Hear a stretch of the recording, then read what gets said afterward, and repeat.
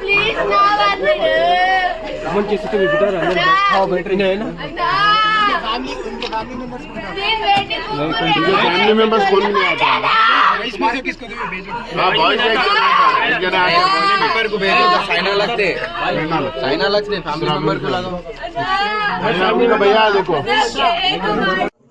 Sir ना पेరు తనుష మా అన్న సార్ నా పేరు తనుష మా అన్న పేరు జ్ఞానేశ్వర్ కుమార్ ఇవాళ ఈవినింగ్ అంటే నిన్న ఈవినింగ్ 6 o'clock అలాగా ఇక్కడ నెక్ దగ్గర నుంచి నాభి వరకు పెయిన్ వస్తుందని అన్నారు. సరే ఎందుకు పెయిన్ వస్తుందని చెప్పి మేము హాస్పిటల్కి వెళ్ళాం. ఇక్కడ దగ్గర ఉన్న క్లినిక్కి వెళ్ళాం. ఆయన పేరు వంశీ, డాక్టర్ పేరు వంశీ, క్లినిక్ పేరు కూడా వంశీయే. తను మా మదర్. వెళ్ళాక ఆయన ఒక ఏమైంది అని అడిగితే యాసిడిటీ అని అన్నారు. యాసిడిటీ అంటే ఆయన ఒక ఇంజెక్షన్ ఇచ్చాడు.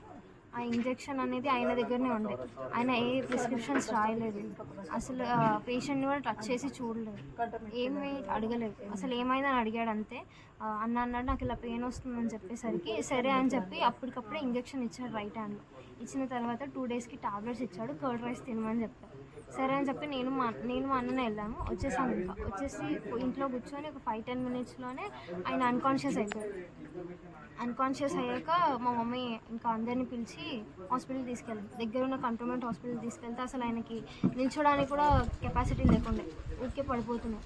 సో అక్కడ వెళ్ళి లోపల అడ్మిట్ చేసుకున్న తర్వాత ఆక్సిజన్ అంతా పెట్టాక ఇంకా డాక్టర్ నన్ను లోపల పిలిచేసి నోట్ నుంచి అంతా కఫ్ వస్తుందమ్మా, సీరియస్గా ఉంది కేసు, వేరే హాస్పిటల్కి షిఫ్ట్ చేయాలని అన్నాడు.